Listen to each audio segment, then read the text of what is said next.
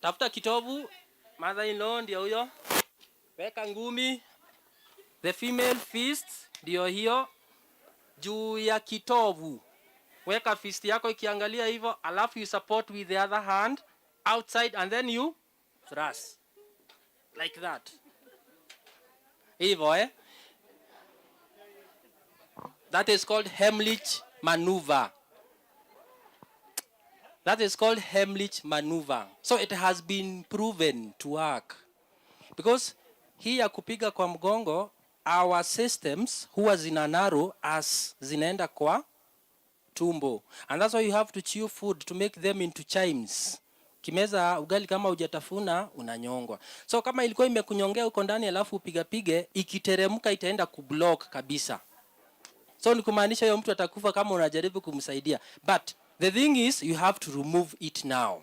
So that's for adult. What about children? 2 years, 3 years, you kneel.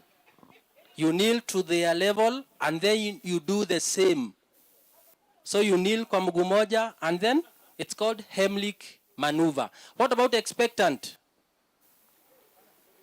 Expectant, tunajua huwa wanachoke easily because of cravings. They usually choke easily. So let me assume she's expectant.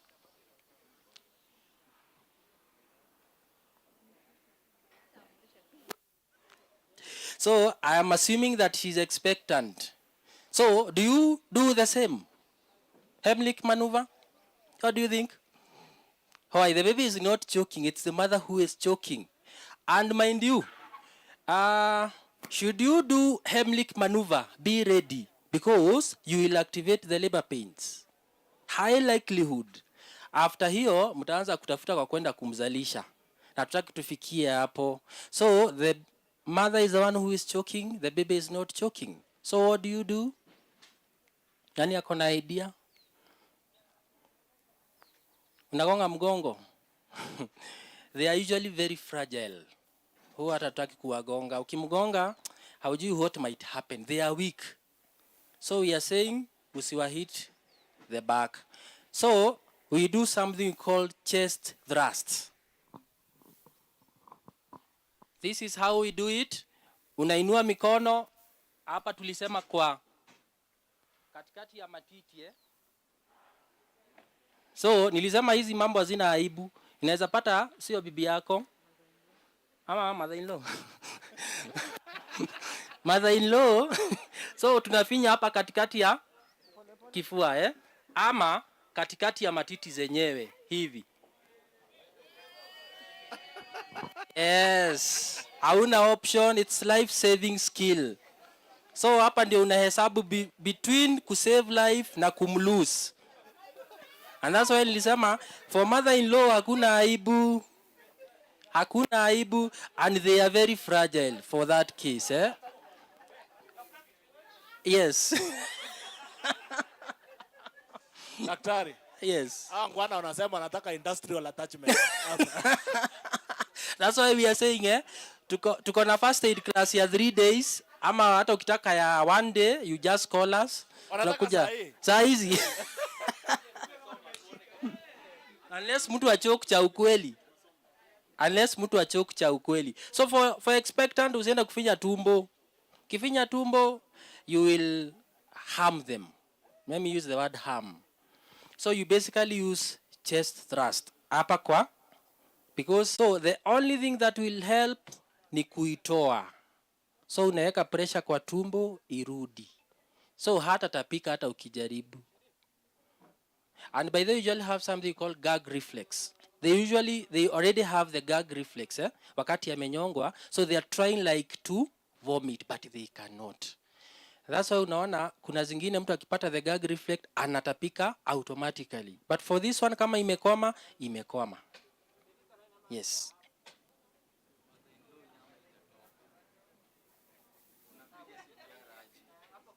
Aha, a good question. Anasema mother-in-law nyama haijatoka, CPR utafanya aje? The same. CPR you have to expose. When you are working on the chest, you have to expose that chest. But sijasema tutoe matiti. Matiti zina remain hapo. The bra is there. The chest, tunahitaji chest. So CPR yako haufanyii kwa the breast, tunafanya kwa the sternum. So you only need to expose the cloth.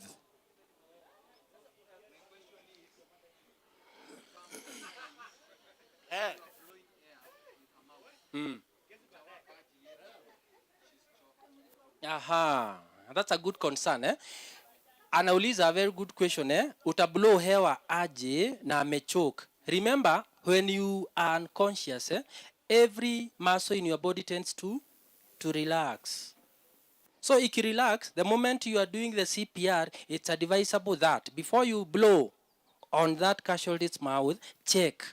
Probably ilisharudi juu. Kama haijarudi, you will blow air na itapita, because the muscles have relaxed. But keep on checking. Probably imesharudi, ikisharudi ichukue, uitoe. But how do we remove? We remove with our small fingers, eh? You swipe out. Sienda kutumia hizi vidole kubwa kubwa, because itairudisha back. So you use the small finger, you swipe out. Yes.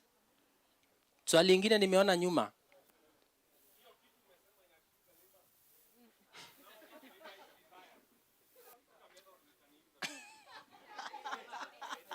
That's a good question, eh? So, do you trigger labor? Do you trigger labor? Labor usually comes automatically, eh? When it's due, it will come. So, the other one is it's a state of emergency. Yes. So, at times, you can trigger, but kama haijakuja, kuna dawa mama wanadunganga kwa mkono wanasema ni ya ku trigger uchungu. That is kama haikuji na imefika.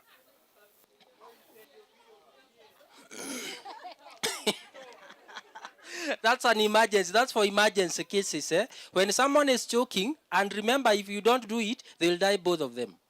So, here Hemlich, here chest thrust, we are trying to save mother and the fetus. But ile ingine kama ni ya induce labor, the other ways, better ways. Safe. Yes. Yes? Aha, anauliza ni kwa nini inafanyiwa kwa kitovu. Ati kwa nini inafanyiwa juu ya kitovu, eh? Yes. Juu ya kitovu ndio diaphragm iko, eh? Na tunataka to exert pressure on the diaphragm so that it can push up. Yes. Kuna ingine nimeona hapo nyuma ama tumemaliza? Kuna swali? Wapi? Swali lingine. Labor ikifika, now you have to rush to the hospital, ama if kama unaweza kuzalisha, si unazalisha. Si kuzaa ni a natural process, eh?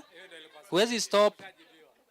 Hawezi stop. Katoto kakisha kujwa, kichwa ikisha toka ni hivyo.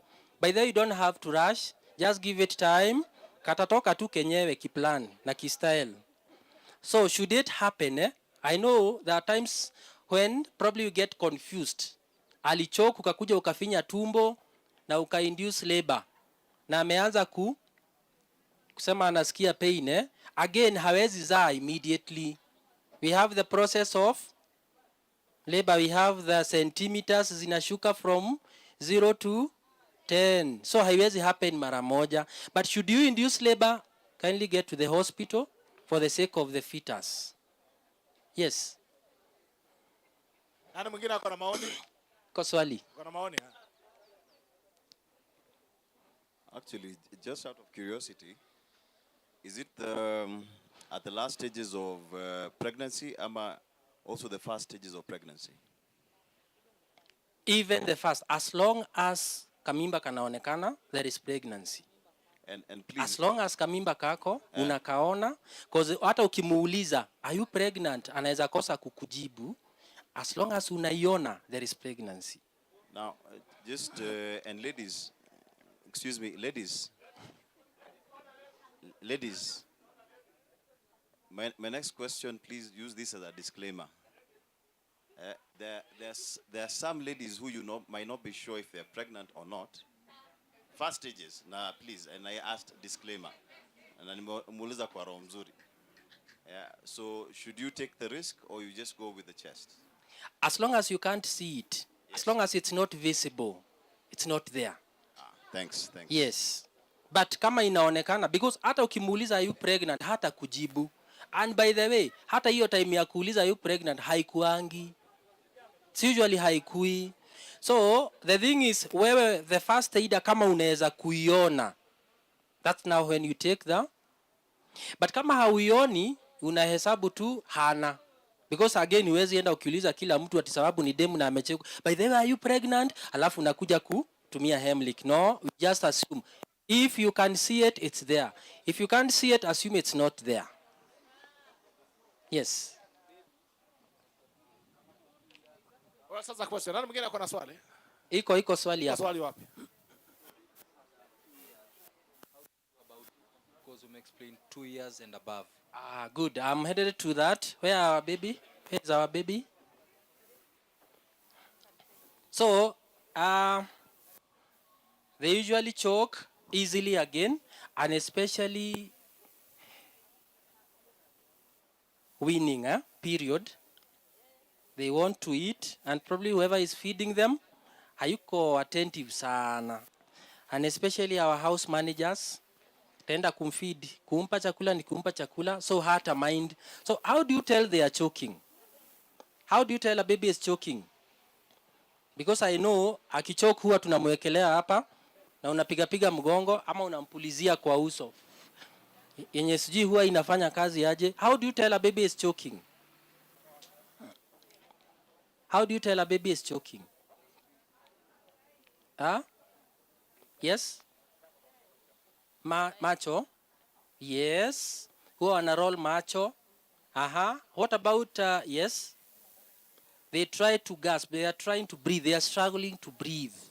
Yes. What else? What about their hands and legs? Miguu na mikono? Wanarusha. So, anajaribu kustruggle, Alafu, utaona maybe they are tearing, ametoa macho, na wanajaribu kukondoa macho. So, immediately you notice they are choking. It is very easy. You don't have to panic, although pia kupanic ni part ya first aid. Usiangushe mtoto hivi. Anaitwa baby Ann. You have to give a disclaimer that it's not part of the process. No, it's not a part of the process. Usiangushe mtoto. Useme nilisema ni part ya kusaidia mtoto. So, we usually do what we call chest compression. We compress on the chest. The same position we are doing CPR. So you do it, this time it's not 30 compressions, we are doing 5. So you do 5 compressions, make sure they are inclining. Usimfanyie kama anakaa hivi, make sure they are chini. So unaweza wekelea kwa mguu, but you have to make yourself comfortable. Tafuta kiti uketi, I know there is no that time. Tafuta kiti, kalia, alafu support the head. The heads are usually bigger than the body in proportion. So, the 2 fingers pale kwa chest, 1, 2, 3, 4, 5. With the 2 fingers, support the chin hapa, and then you turn. Alafu unapiga what we call back blows. Ngapi? 5. 1, 2, 3, 4, 5. The reason why tuna maintain an open airway so that kama itatoka isipata kama kamekaa hivyo, pata kama iko open inatoka. So again we repeat the same. 1, 2, 3, 4, 5. Support the chin. 1, 2, 3, 4, 5. So you do it until it okay. Otherwise akishakuwa unconscious, tunarudi kwa ile the same process ya CPR. We get back now to performing CPR. Kuna swali? Any question now? So I can stop there. Any other question of concern? On the children, yes. Who grew up in the 90s? Who grew up in the 90s? In the millennials. Who grew up in the 90s? Who grew up in the 90s? No, you did not grow up in the 90s. Are you sure? Okay. Who grew up in the 90s? Who grew up in the 90s? There was this technology of feeding. Mtoto akikataa kukunywa uji, anafinywa mapua. Either you swallow or you die. What else is that? I think we How safe is survived. it? I think we survived that case. Because that was the mode of feeding for like everybody, eh? Hawakupenda kukula, but it's a very, very risky affair. Hii kushika mtu mapua, ati lazima ameze. If they happen to choke, I think you'll get it rough. Choking, especially kwa watoto, doesn't take even like 2 minutes before they go into unconsciousness. So you have to take care of that. Na tafadhali if they choke, usiwainamisha hivi ati unawapiga mgongo. Hiyo ndio unawafanya wana choke zaidi. So it's advisable you basically incline them, you give 5 chest thrust and 5 back blows. Okay? Any other question? Yes. The amount of force, usiende tena kugonga uue. Usiende kugonga uue. So tunasema ni ile force unasikia ata vibrate. Na tena sio force kidogo sana. You can feel it. Usiende kuua mtoto. Tunasema force ya kawaida tu. 1, 2, 3, 4, 5. So the same ikifika ni kufinya, usifinya mpaka katokelezee na huku. Finya tu ile ya kawaida, the normal chest thrust. So ukipeana hii si full force, the amount that can vibrate the cord. Hata wewe mwenyewe utasikia kana vibrate. Any other question? Kuna swali lingine? Yes.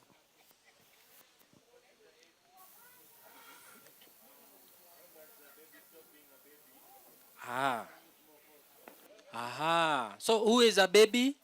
A baby in Kenya tunasema a baby. Baby ni what age? Unajua pia kuna baby girl.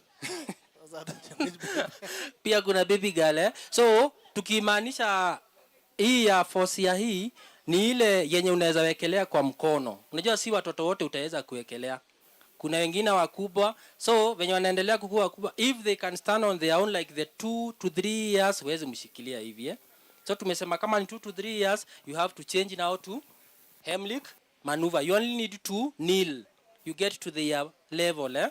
But hii ingine unatumia level kulingana na venye unasikia uzito wa mtoto. By the way, ni automatically. Hata ukipiga, bora usipige kidogo sana. Piga to an extent utasikia mtoto mwenyewe ana vibrate. Yes. Maswali zimeisha?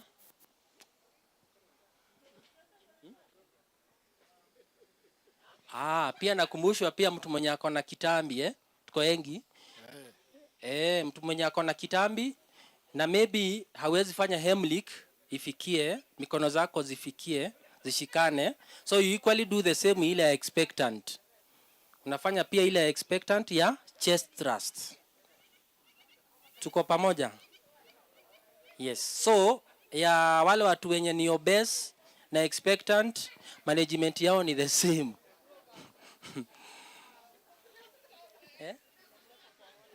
Yes. Watu wa kitambi wanauliza what if you activate labor? Yao tunaweza deal nao labor. Yes, kuna swali pale.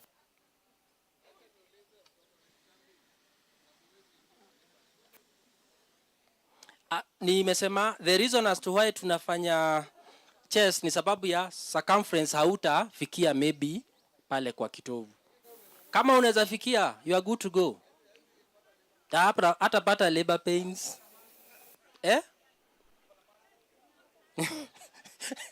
Kama kuna nini?